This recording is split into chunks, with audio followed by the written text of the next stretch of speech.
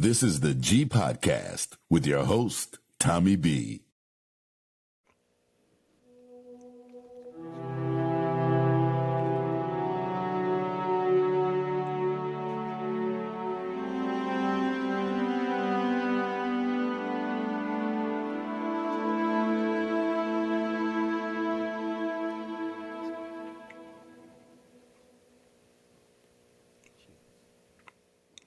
Hey, what's up, y'all? Welcome to episode 254. This is the G Podcast, and I'm Tommy B. And, we start the podcast for those who are viewing, acknowledging last week's or within the week, the Potomac tragedy. And it's interesting that as we tape on Saturday morning, and there's already been another air tragedy in Philadelphia. We're talking, 6 people, including a girl, her mother, killed in a medical plane crash, and there was a person on the ground also killed and 19 injured. So within this week, we've had 2 major plane crashes, and we'll find out. I'm not going to go on and speculate until we get answers back, but just want to let you know, and in the process of all this, what we saw a few days ago, there's another one in Philly. And Tanya B, you saw, I don't know, did you see the video? Are you familiar with the area? Absolutely, yeah. Roosevelt Mall up in Northeast Philly. It's going up 95, yeah. Yeah, and they said it was a very busy area, probably one of the It busiest. is. I would say this, it's Roosevelt Boulevard. It's a 2-lane street with an island in the middle. And it kind of would remind you if you took, parts of I-20 and where you have that cement barrier, you have that island in the middle. It's a very busy street, a lot of speeding going on up there. But the thing that got me was that they were saying that this plane had just taken off. It had been up less than a minute from the Northeast Philadelphia airport, which is a smaller airport, than Philly and even Wings Airfield in Bluebell. And, I say, shout out to the governor and to Mayor Sherelle Parker and all those first responders who were on the ground within minutes, even coming from New Jersey. Mm-hmm. The thing that we also have to look at is the people whose homes were, some lost their homes completely. One woman said the entire front facade of her house was blown out. So, not to diminish anything, but, there's and this is, again, another traumatic situation where people are going to have a lot of mental health challenges and trauma. Yeah, so true. I mean, it was, I watched some video on YouTube and on TikTok, and it really looked like an attack was going on. I mean, if you didn't know what was going on, it looked like, you see the explosion. Yeah. I don't know if you sent me or somebody sent me the Ring video where it was almost like a fireball. Yeah, it almost looked like DC. Yeah, the people they were going out of their door, and then they promptly closed the door. And then something like that, even like in DC, I was talking, to my sisters who live there in that area, and the debris is not just contained to that area. Debris is, so imagine sitting in your home and all of a sudden, a piece of, the wing or a piece of, the nose, whatever it was, just the debris that's flying. And also because of the fire, you also have to take into account the air quality there. Yeah, so true. So true. All right, y'all, our prayers go out and condolences to the families, to the victims in both these tragedies, and hopefully we'll get some news soon, okay? On a brighter note, it is Black History Month 2025. Hold on to it while you got it. That's all I gotta say. Hey, I don't care what anybody says. My Black History Month it's 365, 24/7 for me. So I, don't care what anybody says, don't worry. And it's interesting, Vi, because it's happening with the Defense Department. Oh, yeah. How do you feel about that? I don't understand them going. Because you were military over 20 I just years. don't understand it. What is the problem in learning about Black history? I mean, that's the problem with that. And the interesting thing is not only Black history, women's history, anything that focuses on an individual group that was celebrated will, I guess, no longer be celebrated. So when we singled out. When we single I out, have an example for you. when we single out the Caucasians, that's American history. Well, if you say women's history, and you're not going to do Women's History Month, there are white women who fall under that. People need to realize Yeah. every problem the United States ever had was caused by a white man. Okay. Every major problem. I mean, look at the history. I want you. Well, if you look at the wide scale, every problem the United States has ever had that's major. Look who was in charge. I guarantee you, 99.1%, it was not a black man and it was not a woman. It was a white man. Well, you're gonna say the majority, okay? I would probably say that the majority, because you throw in a big blanket. I mean, it is a big blanket. How many black presidents we got? We had one. One that we know of. Bill Clinton. One. Yes. I mean, how many black governors of Georgia we ever had? But Abraham Lincoln, that hair under that hat. I got a question. They claim him to be white, so he's white, as far as I'm concerned. So I'm saying, every major problem that we ever had. Let's go to Tanya B real quick and pull that vibe blanket back. What you said. Now, Vibe was saying, and it's like, our accomplishments are diminished because we were the innovators. And I have, just to give you one example, everybody always talks about Amelia Earhart. Mm-hmm. The first black person, male or female, to be a licensed pilot and go wherever she went around the world or around the corner, whatever. Yeah. The first person to do that was a black woman named Bessie Coleman, but all you hear about is Amelia Earhart, because Bessie Coleman did it before Amelia, but they got to act like Amelia did it because that's what they want, the whitewashing of it, and what they want, us to know as the people. Yeah. Same thing with us going to the moon. Yeah. Well, it's Black History Month, so if anything, again, for as a whole, it's why we celebrate the month, to bring out the hidden, to the general public, maybe not to us direct, but to the general public, give them an idea of the accomplishments of Black people, for those who may not have known. So I'm gonna leave it at that. It's Black History Month 2025. This is the G Podcast. We weekly recap, bringing you news, politics, pop culture, the piping hot tea from the one and only. Y'all give it up for Tanya B in the building. Yes. Oh, yeah. And y'all give it up for Vi, the country commentator, throwing that blanket. I just speak facts, brother, not blanket, just facts. No, I just say throw that blanket, bro. Throw that blanket. What's your email? What's your social media? I got enough junk email. I don't need y'all bothering me. Hey, I got enough of them coming after me, so yeah. Take the load off. Bring it on. I just ignore it. Bring it on, people. I just ignore it like I ignore everybody else. Come on. There you go. Same here. Same here.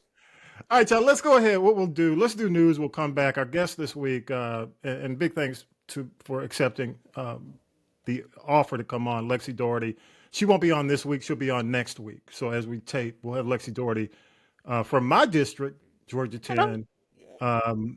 She'll come on and really and truly, let me explain why I asked her to come on. With everything that's going on, she's run against a faction of what we're seeing in Washington right now in our district.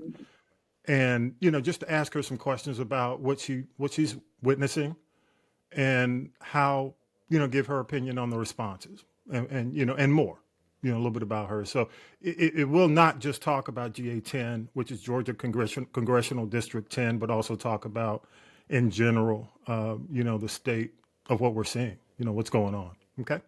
All right, y'all, let's go ahead and do news with Syracuse. Mike, we'll come right back after this. Here we go. News team, assemble! It's time for the Week in News with Syracuse Mike. This is a very responsible measure. That was the response from White House Press Secretary Caroline Lovett concerning a memo from the Trump administration's budget office pausing federal grants so they can review them and then decide if they fit President Trump's priorities. Minutes after it was supposed to kick in, we learned that a federal judge blocked the funding freeze. The stay is in place until Monday. Now, there have been a lot of questions and a lot of confusion about what programs would be impacted. This is not a blanket pause on federal assistance and grant programs from the Trump administration. Individual assistance, that includes Social Security benefits, Medicare benefits, food stamps, welfare benefits, assistance that is going directly to individuals will not be impacted by this pause. Federal student loans and Pell Grants are also not impacted, but Democrats were livid before the judge stepped in. This illegal move is a massive overreach by the Trump administration. The American people did not vote for this kind of senseless chaos. That's Senator Patty Murray from Washington State. The federal government issues grants for everything from scientific research to roads to emergency response. The White House has rescinded a memo from Monday that temporarily paused trillions of dollars in government funding for everything from nonprofits to health-related programs. Trump officials blamed the media for all of the confusion, despite the fact that members of Congress and funded agencies flooded the administration with calls. The National Transportation Safety Board, or NTSB, says they will find out what caused the terrible mid-air collision between a passenger plane and an Army helicopter near Reagan National Airport Wednesday night. All 67 people on the aircrafts were killed, including a number of U.S. figure skaters, according to reports. NTSB Chairwoman Jennifer Hominy said her agency will leave no stone unturned in this investigation. The black box from the airplane has been recovered. Transportation officials say it's too early to determine if this was due to human error or something else. At a Thursday morning press conference, President Trump blamed the previous administration and diversity hiring efforts. The FAA is actively recruiting workers who suffer severe intellectual disabilities, psychiatric problems, and other mental and physical conditions under a diversity and inclusion hiring initiatives. The president presented no evidence that hiring practices are to blame, and Democrats are pushing back. Here's Senate Minority Leader Chuck Schumer. Listen, it's one thing for internet pundits to spew off conspiracy theories. It's another for the President of the United States to throw out idle speculation as bodies are still being recovered and families still being notified. It just turns your stomach. According to an early FAA report received by media organizations, staffing levels were not normal for the time of day and volume of traffic before a military helicopter collided with a passenger jet near Reagan National Airport in Washington, D.C.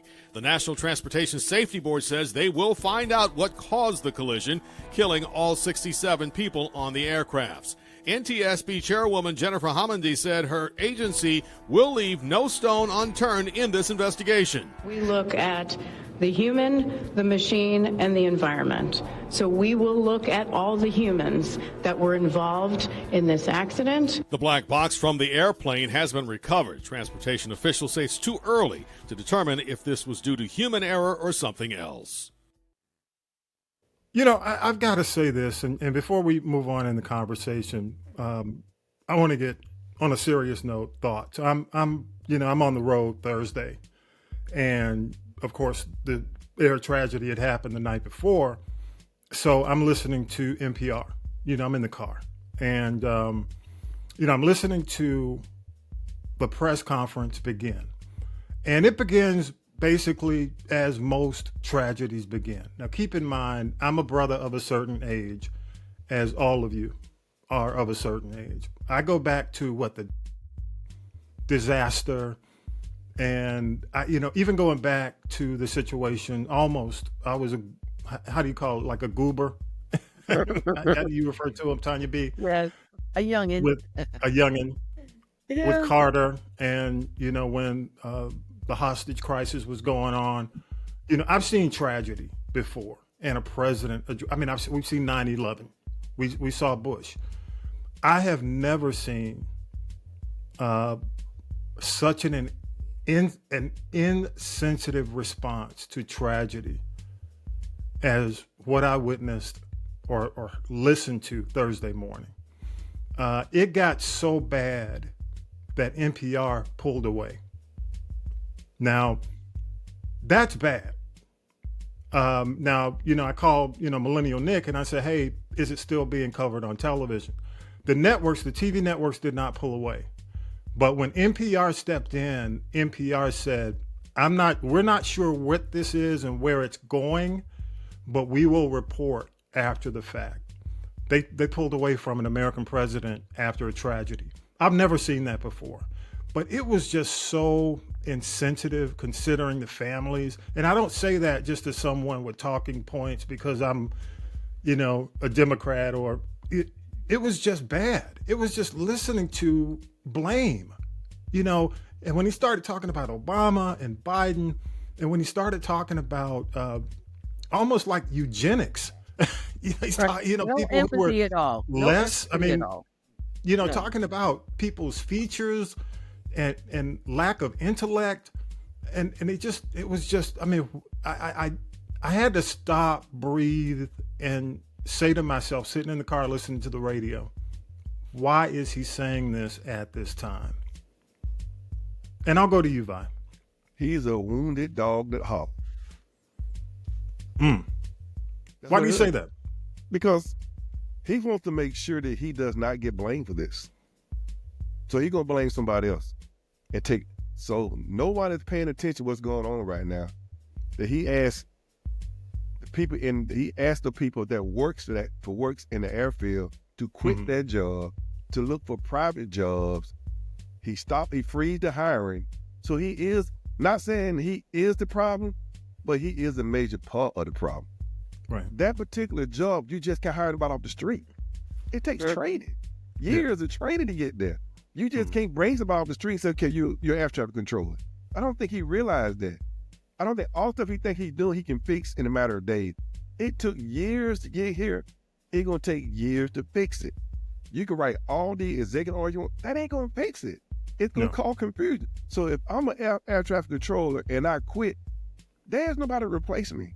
There's not like we got a waiting line for somebody to replace you. Yeah. So when you get these folks to quit, you fire, who are you replacing them with? There already was a shortage, from my understanding already. There was a shortage in air traffic controller already. So well, we're young. I mean, we were young back, during the Reagan era, when Reagan fired all the striking air traffic controllers, and then there was a tragedy. Right. And let me say this. There was no situation where people were just blatantly blaming Reagan because of that. People understood that there was a mourning period. People had to mourn. My question, I'm gonna go to you, Tanya B. Did he not, the moment of mourning is in my opinion, it's sacred in any country. There you go. What I'm saying, I don't even want to talk about this stuff. Look at him. Has the Trump empire or the Trump family ever in the history done anything for public? But see, let me say this, and I do want to get your thoughts on this, Tanya B. It was not even a moment of where you had to go into defense mode. There was no need for that. It wasn't. There was all you had to do is stand up and say, hey, we mourn the families, our condolences. Plus, keep in mind, it takes the NTSB about a minimum of 30 days to go in and do an investigation. And I will tell you, I knew it was about to go bad when he said, they're going to do their investigation. I knew it was going to go bad. It was kind of like sitting at the dinner table during Thanksgiving and your grandpa starts talking and he says, I know y'all not going to like what I'm about to say. And it's about it's about to go south. And I knew it was going there. And I hear you, Vi, but I do. Go ahead, Tanya. I'm just saying his answer was common sense. Okay.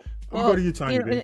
And I get it. And people keep getting surprised by the things he says and does. Nothing has changed from when he was in office the first time. You know what you're dealing with. And that's part of my decision to stay away to protect my mental health. Now you have someone that has, forget sympathy, he has no empathy for anyone. We are dealing with a narcissist. And at the end of the day, I just had a thought while you were talking, Tommy B.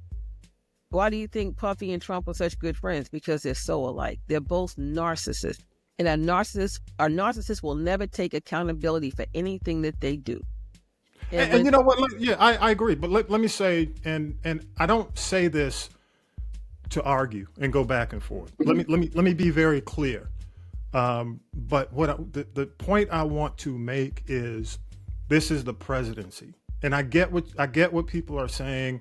I understand what people are saying about, well, but that's him. But you have to, if you're a citizen of the country, okay, and there's a tragedy, you have to say you're the guy who everybody looks to console, as the consoler in chief.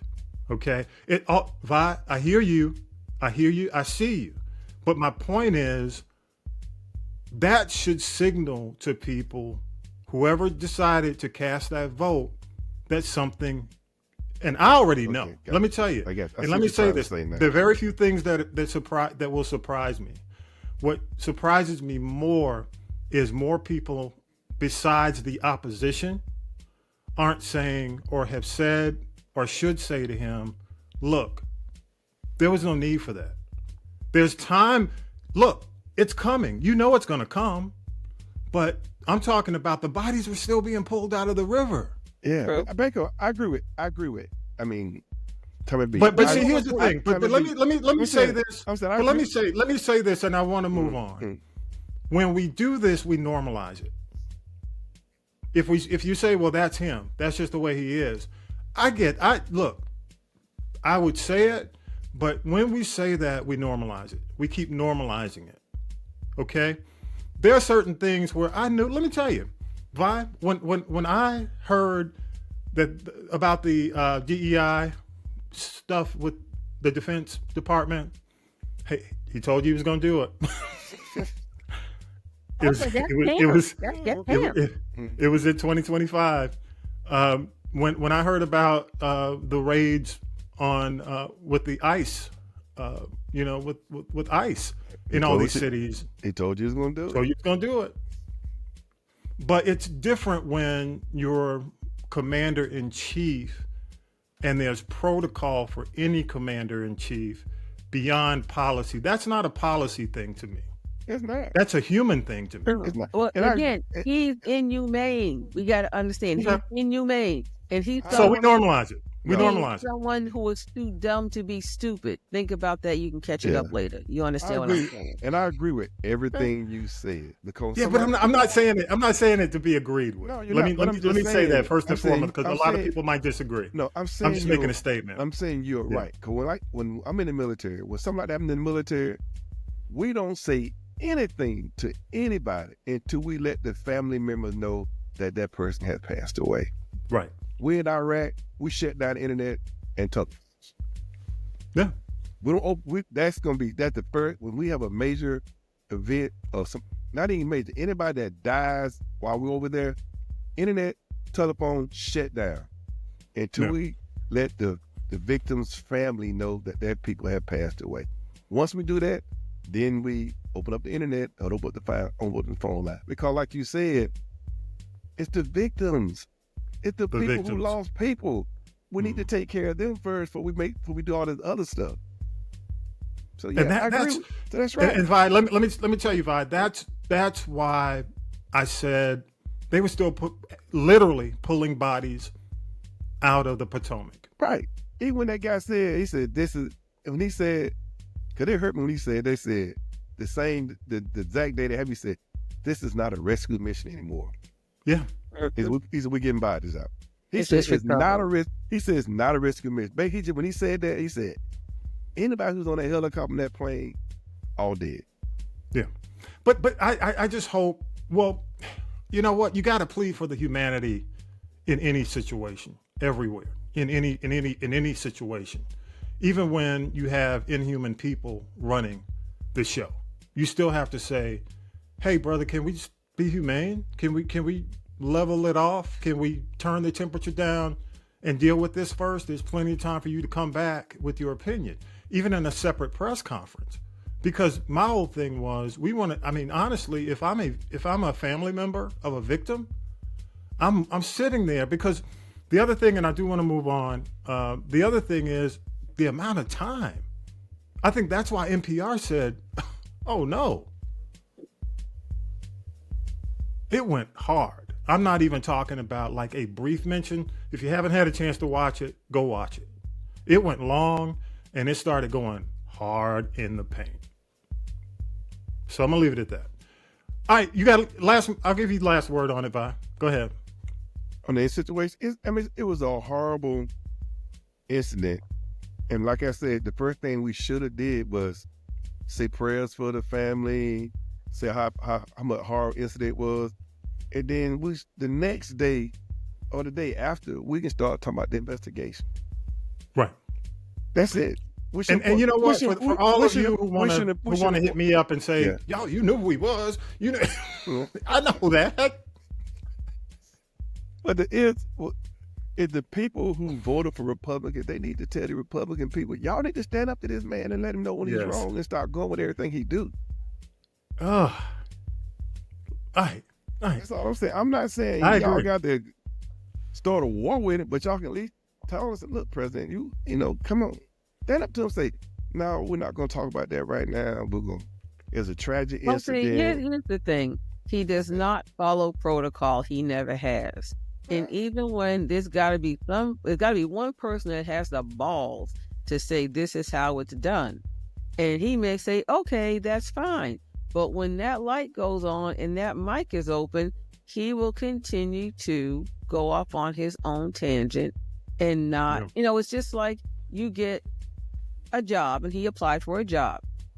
And just like there are job duties and requirements for that job. And you say, okay, fine. But then you get the job and you don't follow. Just like he threw the COVID book in the trash. Yeah. He thinks he, like I heard Puffy say this morning, I make and follow my own rules. I don't follow anybody else's rule. And I think that's what his mindset is. But I want to say this just to be clear, okay? Nothing shocks me in terms of policy. In terms of what's being done right now, it really doesn't shock me because this is why we ran out to vote in 2024 in November. We knew this was going to happen. And the other thing is, I do want to. I think Talib's out today, but Talib sent me, or I think he tagged me on Frank Ski's conversation or Frank Ski's post. I saw that.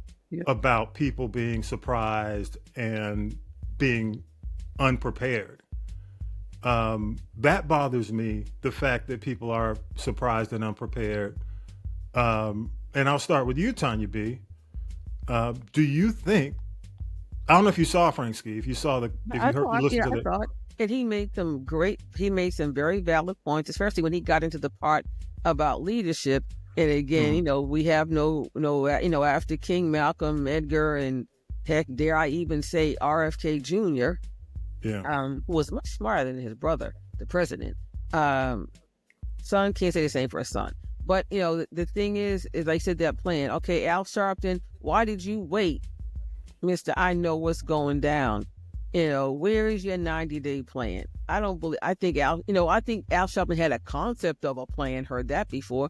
But, again, it's like that. There's been a void, in our culture. I don't know who the greatest Latino leader is. I don't know who the greatest Asian leader is. I don't know who the greatest, Middle Eastern leader is in this country.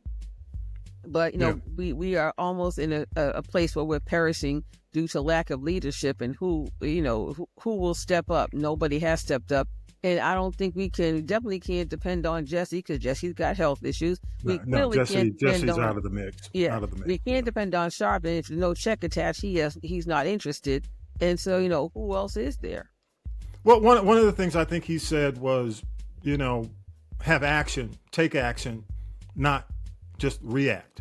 Right. And in a lot of cases, it's more reactionary.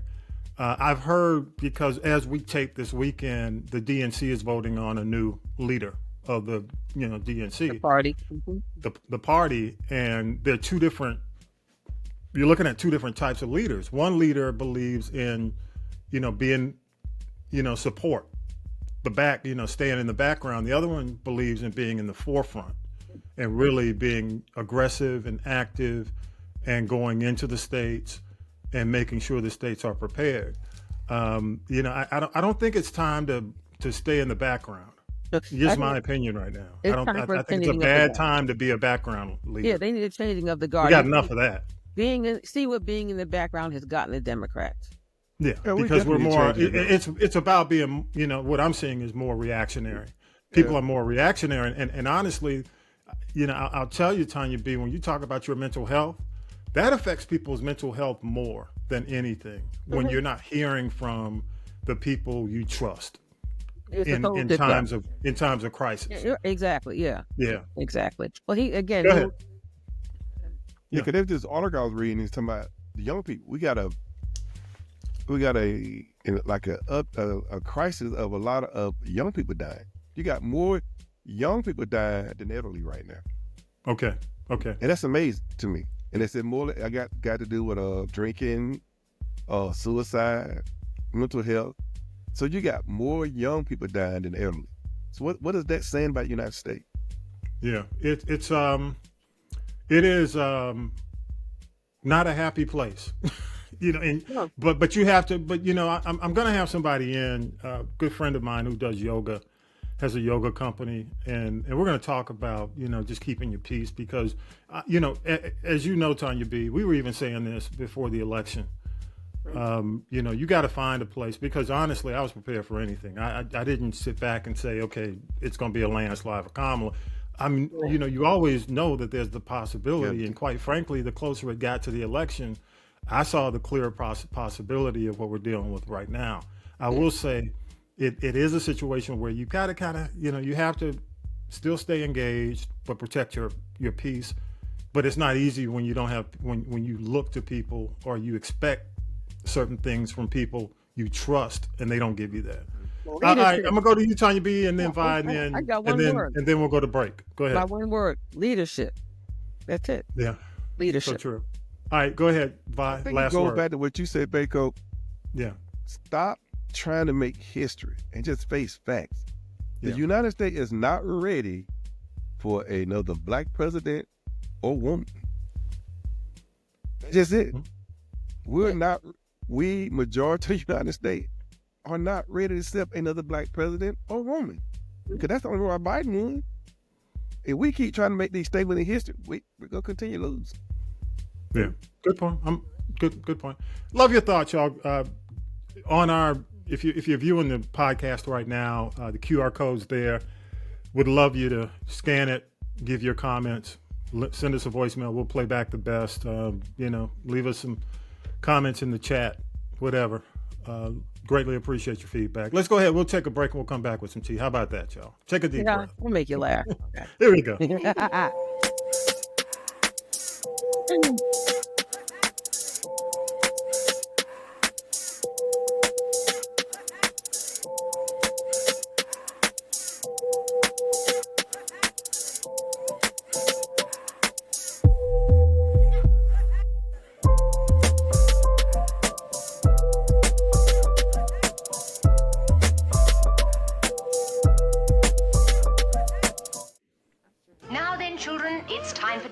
It's tea time, y'all. Sipping the tea with Tanya B. Let's take that shift, Tanya B. What you got in that cup? You don't want to know. Oh, sucky now. What you got, Tanya B? What's going on? I got to start off. One thing we did condolences. The one thing I want to start off with saying prayers up to Bay Area rap legend Too Short, whose brother was murdered in East Oakland. Now, East Oakland is like the Badlands of Philly. I guess it's like a bank. It's a rough and tumble part of Oakland. But his brother's name is Wayne Shaw, age 61. He owned a weed grow house, which was legal in California. He was inside, and he died when an apparent robbery was about to go down, and they shot and killed him. And we know Blow the Whistle by Too Short is a multicultural classic. It's just not a classic amongst us. The Ghetto, too. That was my song. Yeah, Ghetto. Yeah, and I don't know if you know, Short has actually taken up residency. He has a home in Atlanta now. So I would say, thoughts and prayers go up to him and his family, and just to think about that. And, his brother I don't know his past, but, he had a legit business. And some knuckleheads wanted to come in there and rob him, and he, lost his life tragically. So, when you hear about someone who passes away, and even the people that were on either of these planes and these horrific crashes we talked about, some families were killed, like entire families, but then there's other family members that, have to deal with this trauma as well. So if the parents and the children are passed away, then they've got to go find the next of kin, to let them know. And when you talk about the whole insensitivity thing about it. So, yeah. Okay, well, let me say this. I've been watching this, the Fall of Diddy documentary, and, it's been trending for obvious reasons. And I must say, the first few times I tried to watch it, Tommy B, I fell asleep. But, maybe I'm a little jaded as a so-called insider. But, this reminds me a lot of all the people that wanted to start talking with this whole R. Kelly. This is like so many shades of R. Kelly happening here. And, everybody's saying they kept quiet because they were getting a check and he bribed them. He controlled them with money and that they were in fear of their lives, but we've seen the receipts of the outburst of Puffy's behavior. And, you would pose a question to me and I want to answer that when we were preparing for this show, but he's been beating women since he was back, in the 80s at Howard. That was one of the first receipts that was exposed. But then all these death threats, he threatened Danielle Smith because she wouldn't show him the cover of Vibe magazine that he was on. And she had blacked out the incident, which I thought was interesting when she was talking about the fact that they actually took her outside with the cover, put her in the cab, until he cleared the building. Yeah. Yes. And she said she had no memory. Yeah, and she's extremely credible. So I believe what Danielle says. And then we talked about the City College thing. You know what? I think they had to bring that out because to me, his ego and his thirst for money and power led to violence and death. It's part of a pattern. You've got him assaulting Misa Hilton and her mother. Yeah. And then you got Kim, you got Cassidy, and then I got to give a big hee-haw to this woman, Dana Tran, because Puffy beat her into a miscarriage and she stayed with him and got pregnant again and had a baby. Wow. Yeah. So, and the question remains, does he leave, an imprint on, music and culture and entertainment? Absolutely. Absolutely. He was allegedly showing us Black excellence on the surface. But however, now that the behind the scenes story of this whole thing has come to the forefront, it has a different angle. And I'll also say this, they try to, he grew up without a father. They didn't know his father. His mother is no church mouse either. She's got to take some accountability for this monster that she raised, because, you're not tough enough. I got to beat you up. And she had a dark side as well as he. So he is his mother's child. And, as long as she was benefiting from it financially, Miss Jan just looked the other way, even when her own son cussed her out. So, she's no church mouse either. And, and then I also say, when you come from a place of abuse, you usually have self-esteem issues. You are usually a narcissist. You usually want to control people. And these are all the things that we see in him. He was taught that violence will get you respect and control. I don't agree with that, but that was, what he was taught. Look at what he did to Shine. Look what happened with the limo driver the night that he shot that lady. And, shout out to Natanya Griffin. He shot her in the face and she still suffers to this day. And she was saying how she had to leave and be moved. They were sitting outside her house, in these cars, and it wasn't the cops. It was him and his goons. And he just ruined so many lives, Well, can I say this and I'd love your thoughts on what I'm about to say. When you watch 45/47 get away with what he's gotten away with over the last 8 years or so. And I want to make sure I use the right wording here, because a lot of people dance on the downfall. Does that make sense? You've got people who celebrate the downfall. Now, without a doubt, this is damning. This is damning. This is probably, when you look at the people coming forward, the incidents, firsthand accounts, his assistant toward the end, who was, had some pretty shocking allegations. But you look at it as a tragedy, whereas there are people who celebrate it. It's hard for me to celebrate somebody's downfall when you see 45/47 pardon 1,500 people without even looking at the case by case and admitting the fact that, we didn't do it case by case. We just did a blanket. We don't Yeah. And the reason I'd love your thoughts if that makes sense. If that makes sense to you. I get it. Again, and he was also celebrated for his contributions, like I said, to culture, entertainment, and music. I get that part. But and let me be clear, Tanya B. I'm not excusing accountability at all. But it's a tragedy when you watch what's going down. But also, in terms of you look at what happened to R. Kelly, you look at the string of things that are happening, and then all of a sudden 45, 47 gets away with everything. And he stacks the court. He does all these things behind the scene. Go ahead. That was the thing. Puffy got away with, and it came out in the documentary, all these court cases and all this violence going back almost 30 years before we got to where we are today. And he, like 45, 47, has a pattern. So when you have someone like Puffy, who's chummy with, 45, 47, he has a strategic way of trying to distract you from all the mess he's done by trying to do something good. Like it's the misdirection. Yeah. I mean, so like, the school in Harlem, which is now closed because they weren't paying the people and the place was a hot mess full of bed bugs and mice and the people weren't even eating or getting paid. So when he looks at people like 45, 47, and you look at people like John Gotti and other people who get away with all of this fuckery, if not for the accountant, Capone would have gotten away with it. Yeah, exactly. So the thing is, he watches them get away with that, and I do believe he studied it, and that's why he got away with it for as long as he did.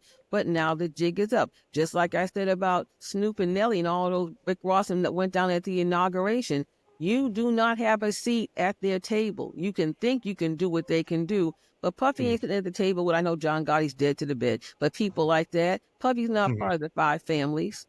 Yeah. I'm going to mention, go ahead, Vi, you had a comment. Yeah, all this stuff I see, I don't celebrate Puffy going down, and I feel for the people who actually went through some stuff. But my problem is the people who think they doing something by talking about it, and they were actually there. I'm like, dude, you accomplished. You didn't say anything. You saw it happen. You took the money. You think I'm gonna give you some kudos now because you coming out? You only coming out now because you're in jail. So you lucky we're not trying to put you in jail since you were there. You there and saw it happen. Yeah. No, don't celebrate the folks who actually didn't happen to. If you said they saw it, clean up behind, you're accomplished. So I felt for the city college, the guy who lost his sister. Yeah. At the city college, because he tried from the beginning. Right. So he's not accomplished. He tried to say something, but nobody listened to him. I'm talking about the one like the bodyguards, his friends, who all of a sudden coming out. I saw it. Oh, so you saw it. And you know what's interesting? What's interesting about the bodyguard in the club shooting? That's Wolf. He ended up getting shot down here in Atlanta. Wow. So he got killed down here in Atlanta. Interesting. I don't wish any bad on anybody, but I'm just saying, I'm not going to celebrate you, and I don't want anybody to celebrate you. If you sat there and saw it happen, you just not saying something about it. Yeah, and the thing is, we're not going to pat you on your back and say, good. No. That's like giving somebody credit for the job that they're supposed to do, and they all, in R. Kelly, and in this situation, they all fell short. And it was, you took the money. Then it was like, I was afraid for my life. Yeah. But you weren't afraid for the money. And what you got next? I just wanted, honestly, I'm glad. I wanted to hear your feedback on. And I'm tired of hearing about Puffy too. So I put the two. They going in the corner with R. Kelly and Neo and all the rest of those fools and Ray J. Okay. Well, it's going to be interesting because right now, he doesn't have, there is no Johnny Cochran.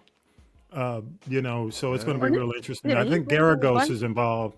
But he's got to the lawyers. But see, here's the thing: when the money runs out, the lawyers aren't going to come. For them, it's a PR move. They don't need it. They want some visibility. I think he's on his fifth lawyer. I said it once before. Once the feds get involved, you're going down, bro. Yeah, I mean, it's interesting because the feds have video, so it's going to be interesting because from what I'm hearing, the trial starts in May. Yeah, it's just a matter how much time you're going to get. You know what's funny? You notice that they delayed this trial twice, and it's like you just go over there and sit in Rikers Island and let those boys make your bed, until you run out of money for cigarettes and commissary privileges. But anyway, what else you got, Tanya B? I know enough about him. Rihanna beat that dead horse. Right. Hey, Rihanna took fashion. She took Fenty to the courtroom this week as she stood by her man, A$AP Rocky, and her father's children, who's going, she's going to court to support her baby daddy. And this trial is on and it's happening I watched some of the testimony. The alleged victim, A$AP Yelly, who, they have this A$AP group. It's something like Excellence and whatever they call it. Anyway, he testified against A$AP Rocky. And, Yelly is the one that got shot by Rocky. I watched that video too. And now A$AP Yelly is suing A$AP Rocky's attorney for defamation. But and they're asking him these questions. He's forgetting a lot of things. I don't recall. I can't recall. Then they pulled up the text messages that he tried to delete, and they showed them in court. Just because you delete a text message from your phone, it does not go away. Oh my God! It does not go away. So I'm just saying, ultimately, it's interesting because what YNF Lucci, I think that's his name. He did now. Well, they released him this week. We're in Atlanta. Yeah. And what I had not seen was the drive-by in his vehicle. They had a tape of that on a Ring camera. So, it's amazing to me when you commit these crimes and you think that there's no evidence of it, and there's tons of evidence now. And see, the other concern, well, not a concern, but it's just an observation in watching this. Maybe he should have taken the plea deal on this. Why did versus I'm talking 6 months versus 14 years. 24 years. 14 to 24. They offered him 6 months. Yes. And he turned 6 months there. They offered I think it's a plea deal where they said, hey, if you just accept the plea, go to jail for 6 months, you're out. And I think there's, probation. And I just, from what I'm hearing, Tanya B, the whole stand that he has is the gun was a prop gun that he had. And Yelly said that, but he also said that, A$AP Rocky is not the person that people think he's a liar, he's a bully, he's this, he's that. Oh, well, we for the most part, he would, have these play guns, but every now and then he might have a real one. But the thing is, to me, this is getting very 7th grade.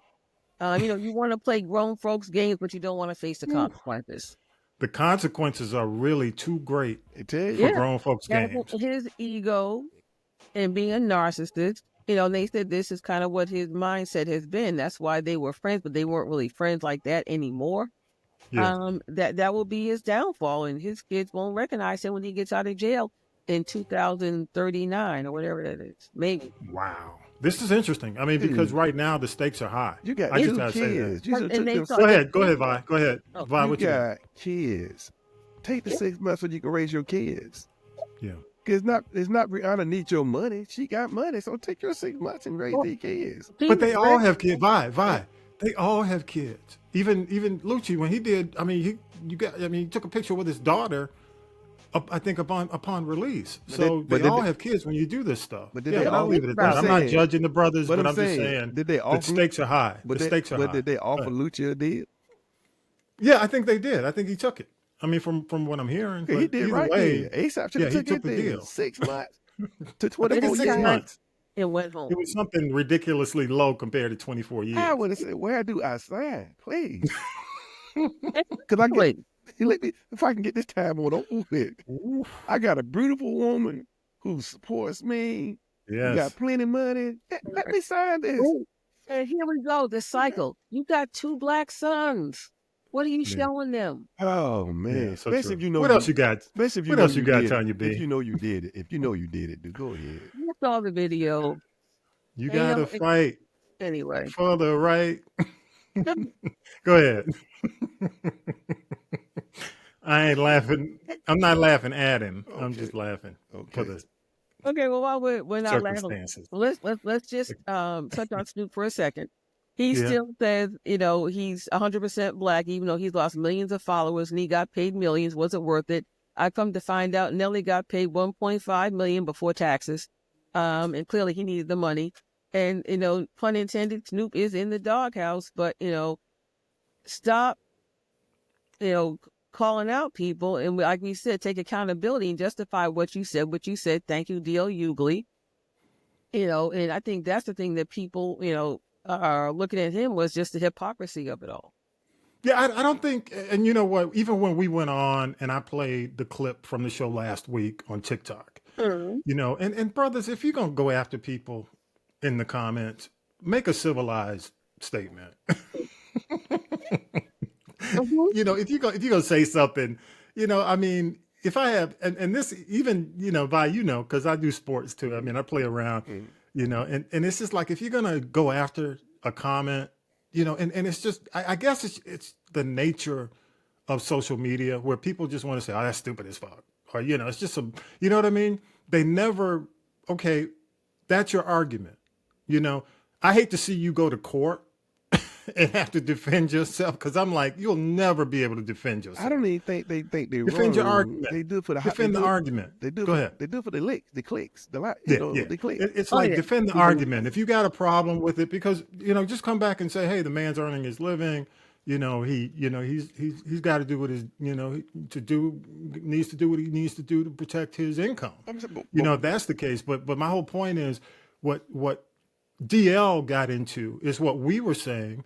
And Vi, you made the best comment, basically saying, look, why we should really just ask, why did you say what you said in 2017 versus the actions you took in 2025? Candidly, I'm just going to be just straight up with you. It doesn't matter to me.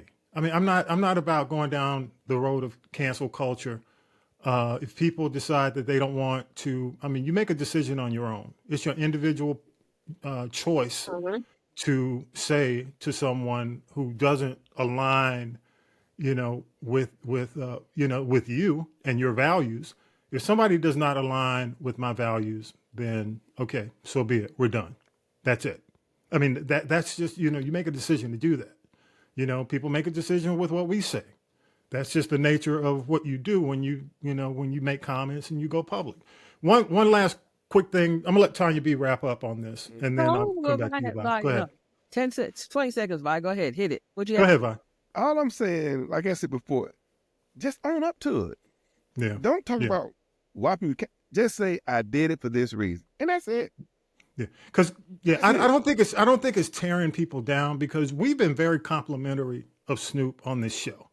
A few shows ago, we were talking about Flavor Flav and, what Flav has done as, a personality who's gone through it over the years, but what he's doing now, like on Blue Sky and some of the other things that he's involved with the Olympics. And we compared him to Snoop. We said, hey, he's really doing a great job. He really has kept his legacy intact. So, I'm not here to dog the man, put him down. And I'm not just saying that, because somebody commented. I don't care. But I'm saying it because meaningful, we do believe that the man has done a great job. It's just questioning why then and why now. That's all. And maybe he'll comment. Maybe he'll say something about that. Last thing. Go ahead. Wrap up, Tanya B. Real quick. Grammys are tomorrow. I don't care. All I want to see is the clip of the tribute to Quincy Jones. And speaking of Grammy winners, this is something that is not public knowledge yet, so I can spill it here, but it's okay. Grammy award-winning singer, songwriter, producer Nile Rodgers is headed to Broadway, and there's going to be a Broadway musical based on the 1980s movie The Blues Brothers. Remember that? The Blues Brothers. And he's doing the music, so that should be interesting. I might have to go see that. See how he can take that music from the 80s and, twist it and make it relative today to Broadway. Good point. Good stuff. Good stuff, Niles. Go ahead, country commentator. I just got one question. Am I late on this new Bruno Mars song? Am I late? Oh, yeah, you're late. So y'all have already talked about it. You mean the one that he did with Gaga? The ballad or the slow song? No, the one with Sexy Red. Oh, the Sexy Red. The Sexy Red thing recently, if it's out now, I haven't even heard that yet. But I'm familiar. I'm familiar with the one that's been a huge, massive pop hit. Okay, the Sexy Red thing is recent. I'm going to say this: You have this song. The track is banging. It's like, yes. The lyrics, not so much. But what do you expect from a young lady who has a line of lip glosses that are named after STDs? Bruno knew what he was doing. Now, I think it's clickbait. Because you know what? Well, it might be because it's working. It's working. People, state radio, commercial radio is playing this song. Well, you know, Bruno knows what he knows what to do to captivate everybody. He does one song. Let me say it. He did one song with Gaga, which he knew got him the Hot 100. Okay. He's doing this other song with Sexy Red, which he knows is going to get him the street cred and the street culture. So he knows what he's doing. Simple as that. And he's going back to Vegas, and just for you, Bruno Mars is getting $1.5 million per show. Do the math. Pay off that loan. Pay off that gambling debt, dog. I don't have no money problem. He said he don't have. He hasn't. But he said he doesn't have gambling debts, which could mean that he did pay him. That song made WAP seem like nothing. Well, you know, but Vi. He knows what he's doing. That's what I said. I just wonder was I late because I haven't heard any of us talking about it. This is what we are reduced to now when it comes to music. That's why that's why you should listen to the Bird Wire. Shameless plug. There you go. All right, y'all. I just said, wow. Ooh, okay. Yes, here we go. We got a couple of minutes. Let's go ahead and do this. It's time to wrap it up. This is the G Podcast. You got any shout outs, Vi? Real quick. Go ahead, man. Shout outs. We are in my hometown, Forsyth, Georgia. Today, this young John Clark, he done a documentary on Dan Pitts, and it's showing in my hometown. Excellent. Go check it out. Stuff. Check it out. It's a documentary come out on Dan Pitts. The legendary coach. And who is Dan Pitts? Go ahead. The legendary coach for our high school. At one time, he was the winningest coach in the state of Georgia. Excellent. Can't wait for it. Make sure you give us details. Send it to me. I'll make sure I post it. Tanya B, what you got? I just want to say shout out to everyone who supports this podcast. Again, welcome back to KW. He was one of our day ones. Everybody in the DMV, my people in Boston. Of course, another shameless plug. Please check out the Bird Wire soon on demand on Castropolis.net. Actually, go to the QR and the link, and the episodes will be there for you. Okay. And just, support independent music because, I say this is some of the best music that you've never heard until now. And with all the crap that's on commercial radio, I like to give people a soft place to fall. Listen to good, clean music, and there's a lot of it out there. So, Tommy B, thank you for being one of the main reasons why the Bird Wire even exists to this day. Oh, wow. Okay. I appreciate that. Yeah. Yeah. Hey, we appreciate your feedback, y'all. All you got to do again, if you're watching the video, go there, just put your camera on the QR code and the links will be there. And basically, we still have our 25 for 25. You can give a one-time $25, whatever you want to call it, donation to the podcast. Support us. We are independent, as Tanya B says. Yeah. So you can go there and you can support the podcast. All the links are on the QR.